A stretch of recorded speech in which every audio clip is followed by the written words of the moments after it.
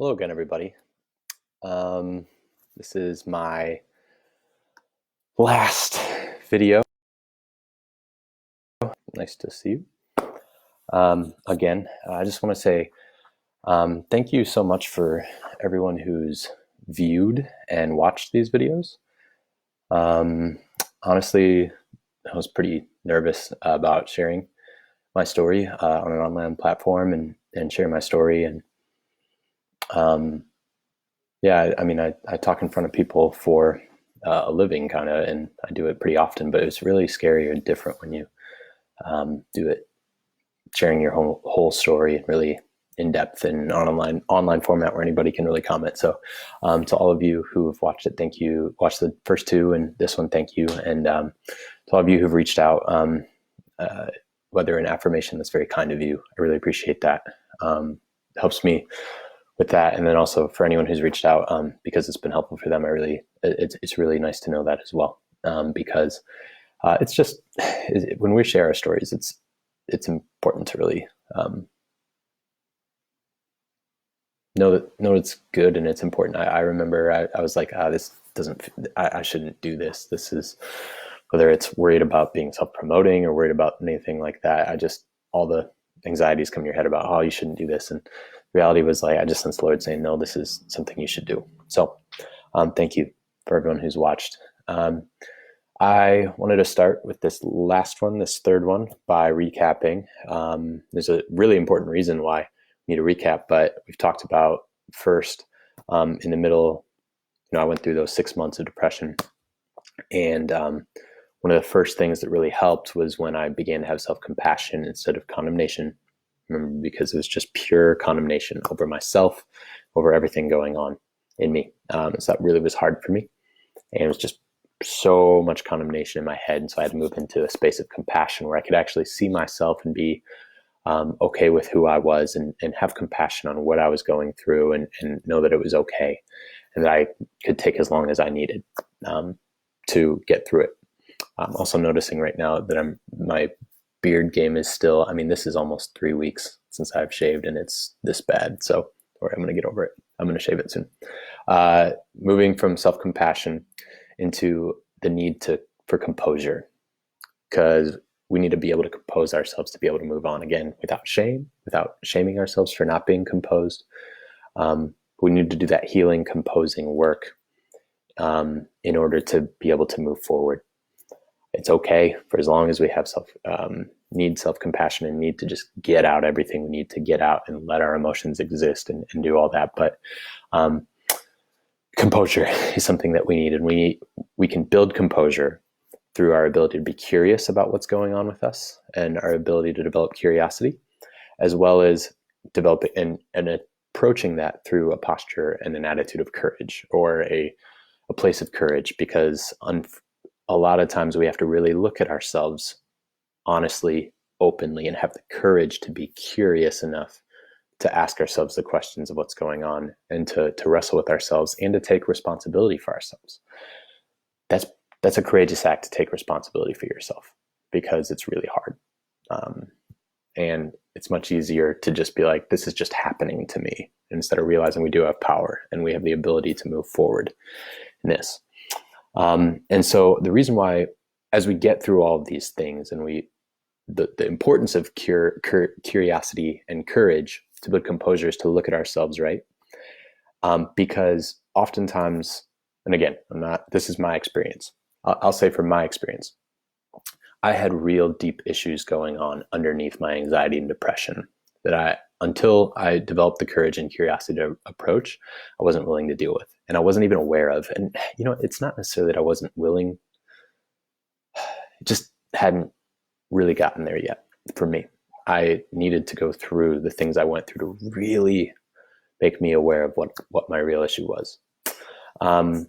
One of the things about the underlying thing that my Pastor Alex G, shares a story a lot about is, and this is a different one. This has to do with addiction, but he was once talking to a cocaine addict who, in the middle of his cocaine addiction, he started asking him about what was wrong with his, just talking to him about his issue of cocaine addiction.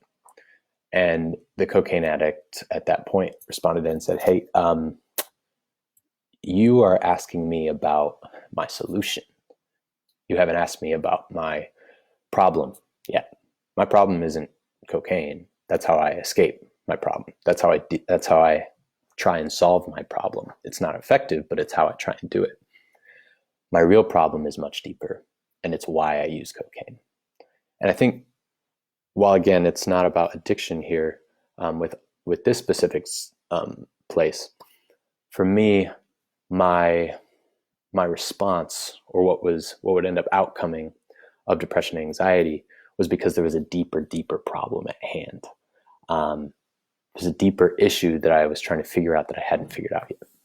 And so for me, what I ended up figuring out was my issue. Again, everybody has different issues. So this is mine. And I want to really talk about myself, and what happened here is that my biggest issue was codependency, and still is. Codependency. If you don't know what that is, I pulled a definition out, which is specifically, it's listed by the holistic psychologist as, it's an Instagram account, which I love, the chronic neglect of self in order to gain approval, love, validation, or self-identity through another person. And I would also argue that it could be another person or an outside, whether it's source, through an outside entity, whether it's an organization or a calling or something like that. Because for me, what codependency meant for me is that I would literally remove myself without knowing and thinking I wasn't. I was thinking I was doing the best for me, but I would totally tear apart myself and not acknowledge myself in order to find my worth, my value, my identity.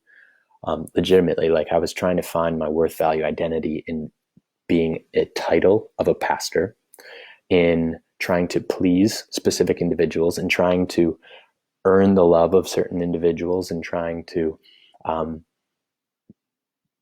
earn favor with God, even like everything. Like I was developing codependency issues over just my full lack of self, specifically by gaining, through other people. I was finding my worth, my value, my identity, and I couldn't even recognize it. I didn't recognize that I was gone. And I always, when people would ask me, well, who are you? I'd be like, I don't really know. I'm working on that. Makes sense why I was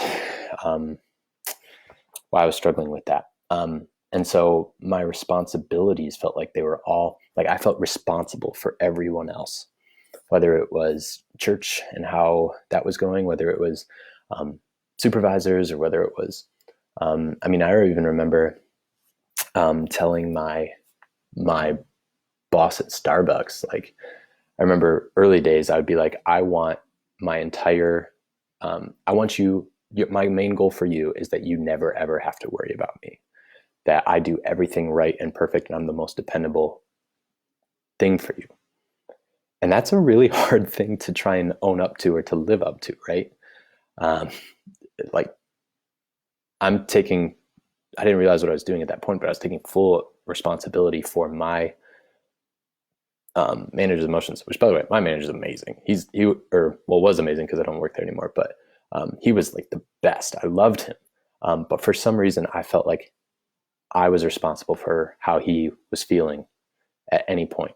I felt like I was responsible for really how anybody that I care about, or anyone that I'm trying to earn approval from, is because I couldn't find that my identity and my worth and my value wasn't found in how other people feel.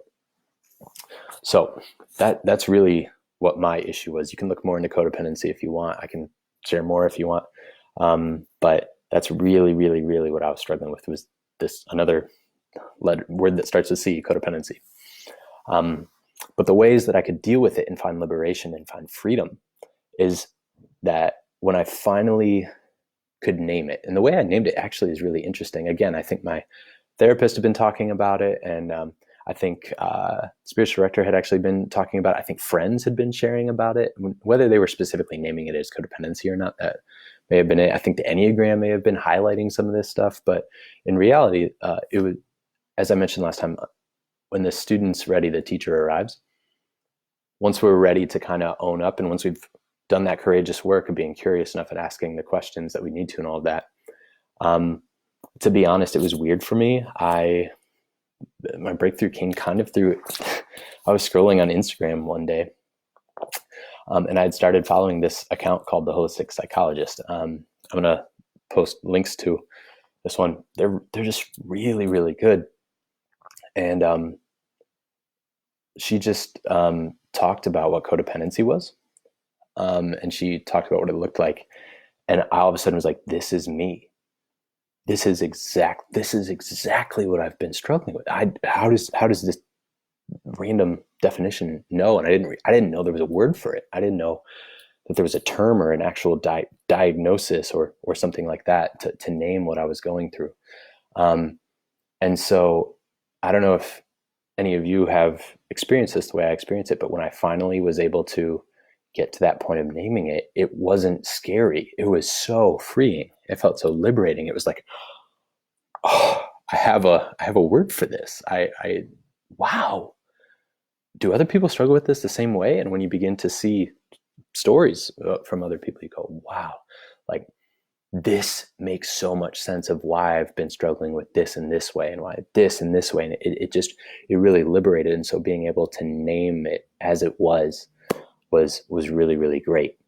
After naming it, because after you name it, you can actually have constructive ways of addressing it, right? So I could create constructive ways to have a strategy to know what to do with this.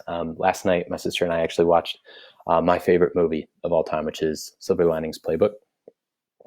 And in it, there's a character who struggles with mental illness. He struggles with some specific mental illnesses, and his therapist is like saying, at one point, he's like, you have to have a strategy for when these feelings come to you, because he could be aware and he could name the things going on.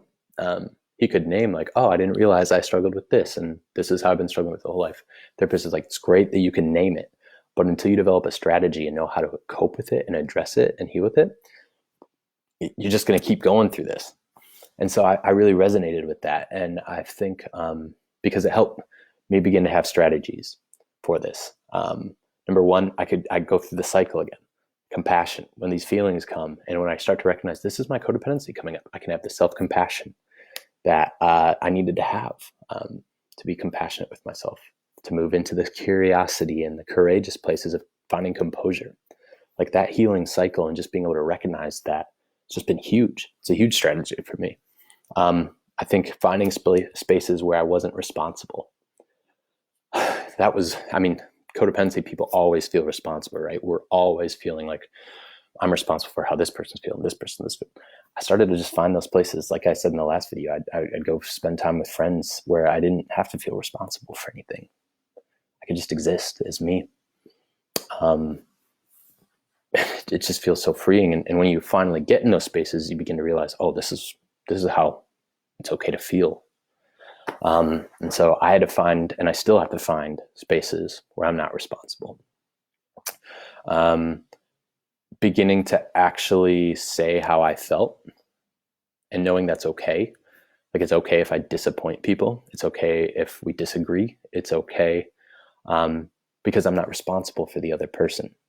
I can't be rude, or I can't be mean, or it can't be disagreeable without willing to work with things. Like that's not what I mean, but I could actually show up as myself and exist just in who I am and what I'm struggling with and how I am. And that's okay. Like that's not just like, okay, that's actually what I need to do. And then when I need to work through things with people, I can do that. Like when I show up as my actual self, we can actually have a real relationship, because before it's not that way. Before that, it's just fake. It's just me trying to be something. So it's okay to do that. And then also boundaries, like learning how to establish healthy boundaries that I don't cave on because I don't need to. That when I start to feel the pull or the I almost feel like sometimes when I really cave to these codependent patterns and it feeds me. It's like a hit where it's like, oh, that feels so good that I was responsible, or that this person really likes me, and that it's like the self-worth that comes out of feeling like I've taken care of someone else, and that it's that responsible piece. And so being able to look at that and say, you know what, I don't have to do that. There's something really powerful about noticing that I have the power to not cave to things that don't necessarily align with where I need to be or what I need to do. I can have boundaries, and healthy ones and real ones, and that's okay. Oftentimes for codependent people, we have zero boundaries. It's just like anything you need, anything, anytime, I'm there, whatever. And while we're always loving people well and all of that, what does true love actually mean? What does that look like? So those are sort of the strategies that I would pull out. And then for me, all of this naming it and building those things really produce liberation for me. Like, it was no longer this mysterious, I don't understand why I'm going through all these things. I don't know what to do. I don't know where I'm at. It was like liberation and a releasing of all the shame that I was feeling, and a releasing of all these shameful places, and shame about not knowing how to communicate, not knowing where I was, because I finally had terms to understand. I could look at codependency and be like, this is what I'm struggling with. I'm not wrong, but I've learned patterns, and I've learned habits, and I've learned things that I can unlearn. It's going to take hard work, but I have power here. I can do this. That's where the GPS started to reconnect, like that from the image that I shared in the first one, that the GPS just started to really reconnect for me. Because liberation doesn't mean no struggle. At least for my experience, liberation didn't mean I didn't struggle at all. But liberation meant that there was actually hope in the middle of struggle. Because I found that what really made depression thrive is these ideas that I'm never going to get better. It's never going to get better. I'm awful. I suck. I'm never going to be anything I want to be. It's just this lack of hope and pure despair. But what I was really finding is that liberation just meant that there was finally hope. I finally realized I had agency, I had power, I had the ability and to not just feel like everything was happening to me, but that I could reestablish myself as an agent in the middle of this. And that liberation, again, I struggle with things all the time. Since that point, it's not like I'm instantly like, oh, I'm healed of codependency. I have no issues. It's not like that at all. I struggle all the time with those things. But the difference is when I enter those moments, I can actually begin the cycle again that I've described of healing, of compassion, curiosity, of composure and courage. I can begin that cycle as things happen as a way of healing. It's how I can actually heal and move on in the middle of the struggle. And what's been so cool is that I'm actually watching myself do it. And the more that happens, the more I just feel liberated, because I feel like I actually have control. And it's not just things happening to me. So I think especially when things or people trigger these places again. I remember one specific thing that happened where it was something related to a task or something related to something that was very important to me. And someone very important to me who also had been listening to my whole story and knew all the struggles I had called me out for something. It was like a trigger. And I instantly felt this wave of shame. They called me out on something that was actually something I needed to address. But because I'm so afraid of people being disappointed in me or people feeling like this or that, I was like, I got really defensive at first. And I was like, well, I was doing, I did this for this reason. And they were like, it's not what I'm worried about. I just want to let you know this is what. I was like super defensive. And then my whole day got like thrown off because I was just like, oh my gosh, this person thinks this, and that means that I'm awful. And as I started to go into it, I started to go, wait,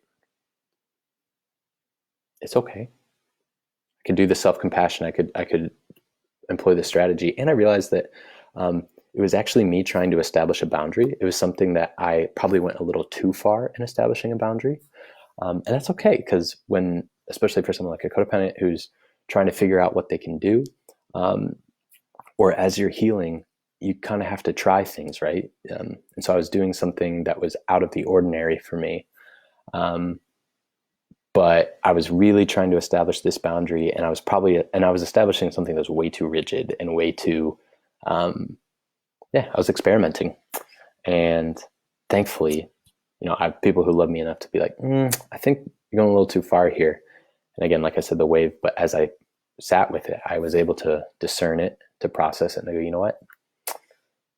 I think I went a little farther, and that's okay. Like, I didn't have to feel, as I let go of the shame and the waves and all that with the compassion, it was awesome. And it produced another place of growth. So it was awesome. And I think one of the main results that I thought was so cool about this is after I named codependency and I had some really good conversations and I established some boundaries and I was going through all of this, I actually remember looking, I was spending time with Jesus, and I was finally able, I was shocked and I was surprised because I was able to write and journal and say genuinely, not just, genuinely, I was able to say, God, thank you so much for being with me and allowing me to go through these past 6 months that I went through, which is really hard to think. Like, I would have never, ever thought that going through the 5 months of it. But I was able to say that because I was able to say, I never would have gotten to this point without going through it. I never would have felt like I could begin to address codependency. And I probably would have just continued in these cycles of codependent things and habits for a long time until something really got to me. But it took getting to this low point to be able to realize that I needed to rise above it, and I needed to identify what was actually going on with me, and I needed to work through it. And so, right before, about a month before, month or 2 months before I went through all this darkness, I really sensed the Lord impressing upon me in one of my Sunday morning devotional times that he was going to show me his kindness. Jeremiah 9:24 is a verse that was really, really on my heart, that I boast in anything, I boast in this, that I know God. I know his kindness, his justice, his mercy. And for me, I'd never thought of God as a kind God before. And so, like, that word just struck me weird with God. I always felt responsible to God. I felt this and this. And so kindness in particular was a word that I had sensed the Lord revealing to me. Again, if you're not a Christian, I understand. But I'm just sharing my experience. And during the whole 5 months, 6 months, I felt like, God, you said you were going to be kind to me. And this does not feel like kindness. This does not feel like steadfast love. This does not feel like compassion. And at the end of it, I finally was able to write, and I was like, Lord, thank you for your kindness. Because I feel like I never would have grown, and I never would have gotten to the points that I need to get to if it weren't for going through what I went through. And you were there with me every step, even when I felt like I was alone. And that was just crazy to get to that point. That's what felt like liberation, because to be able to look through and look back and go, you know what, it sucked, but I thank you for the person that I am, that you were with me in the middle of it. Not that you brought it about. That's not what I'm saying. I'm not saying like God brings about these crazy things. God bringing about pain and suffering like that. That's not necessarily what I'm saying. But that I could go through it and I could come out on top. Thank you for being with me and helping turn something evil into good, helping turn something awful into victory. It's awesome. So, result, the last things I'll just say, because I want to share some resources that were really helpful for me too, but is that if anyone's out there struggling with it, takes a long time, and you're not going to get better from watching these videos, or you're not going to feel liberated from watching these videos. You may feel resonance, which is awesome, because that's what I needed. I remember so many days I was just like, I needed to hear someone that felt the same way and that had gone through what I'd gone through and that was struggling with it. I needed it. And it was so good for me. And so that's one of the reasons why I really want to create this, is because I know what it's like, and that was helpful for me. But even if these have been helpful, it's not going to, just watching it isn't going to solve it. You can only grow by doing the courageous work and having your own story occur. I could talk all the time to anybody else about, learning to be an overcomer and, this and all that. But until I went through it, I couldn't. And until I finally worked through it, I couldn't experience it for myself. And so your own story is out there. It's possible. Again, remember, this takes a really, really, really, really, really long time. It's only when you're ready that it continues to work through. There's a song that I really love that's been helpful in this process. It's called "You Can't Rush Your Healing." It's by a guy named Trevor Hall. I don't really know any of his other music, but I like that one song. And it's got these lyrics: "You can't rush your healing. Darkness has its teaching." And it does. I think almost reminds me of the movie Inside Out. Like, sometimes things have their way of helping, and it does have its place for teaching. And I will say too, I'd almost add to that line, like, you can't rush your healing, which is true. You can't rush it, because it takes its time, and give yourself the compassion and grace to take as long as it needs. But even if you can't rush your healing, the scary part is you can't abandon it. If you choose to give up and just, which is hard for me to say, because there were moments where I was just like, I don't want to do this at all. I don't want to do this anymore. I'm just done. But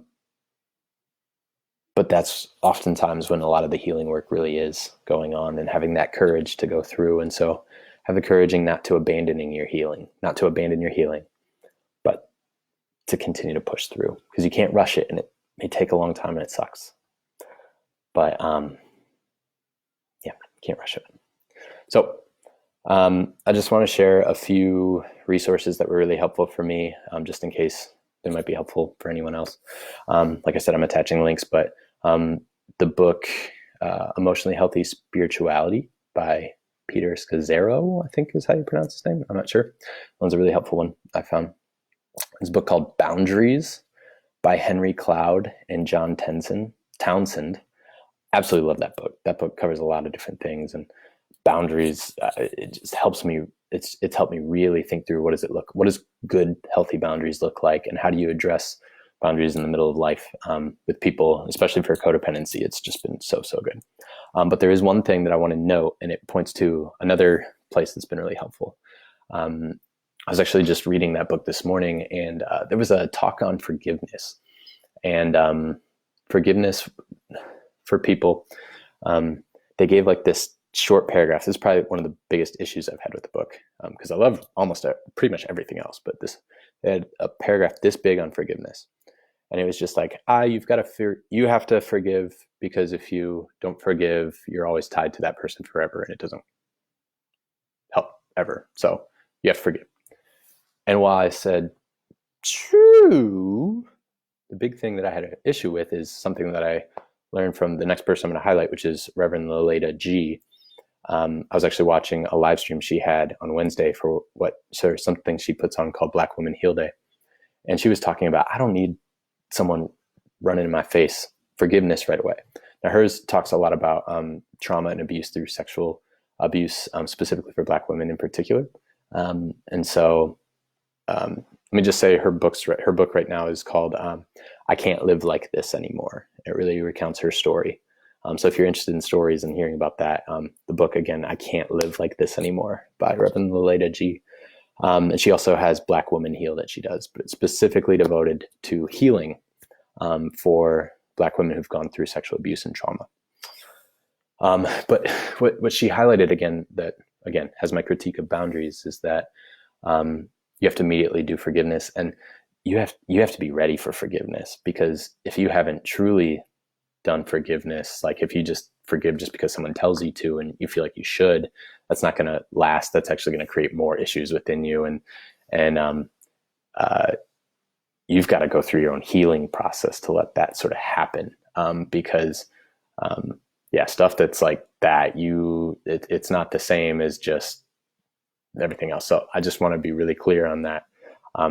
We have to be ready for the point of forgiveness before we actually are forced into giving it. Because I think Jesus really is doing a work in healing us, and we can eventually get to that place of forgiveness, or where we're not tied to that anymore, but it really takes a work of Jesus, and it takes a work of letting that healing actually develop and happen. Also, like I said, the Instagram account, the Holistic Psychologist, they have a Facebook page as well. Just so good. So it's been so helpful in healing for me, reading through what they have to share. Also journaling, devotions, and spending time with Jesus. I know that that's really cliche, but honestly, like, if you're a Christian, you believe like Jesus is the core of all things, and that he truly is the way, the truth, the life, the one who we find victory through. Just being able to express everything we can with him, and knowing that he's there, he's a good father, he's a shepherd, he loves and cares for us and is there for us in the middle of everything, and he's willing to stick it in with us. That's so important. And so spending the time journaling, spending the time in devotion, spending the time in prayer, not to make something happen, but to be with Jesus, has just been, everything. And because journaling, I can go back and look at the way my thought processes were and what moments we're going through. I was just doing that before I made this, and so it's really helpful. Then lastly, therapy.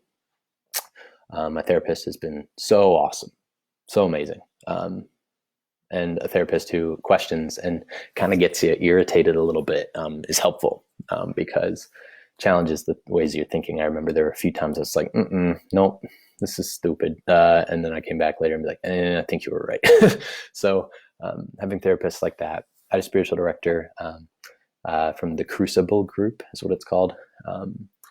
And he's just been so good in helping remind me about how the Lord sees me in the middle of it, and developing faith throughout, and just being able to express that. So that's been great. And again, medicine has been really helpful for me. It may not be helpful for you. I don't know. I'm not a psychiatrist. I don't know for you. But for me, meds have been so incredibly helpful. Okay. Anyways, that is my last video and sharing. So I hope this has been helpful. I know this one was longer too. But yeah, I hope it's been helpful. If you feel like reaching out, or feel like you need to share anything, please feel free. I would love to just hear what you have to say, because a lot of people heard what I had to say, and it was so helpful.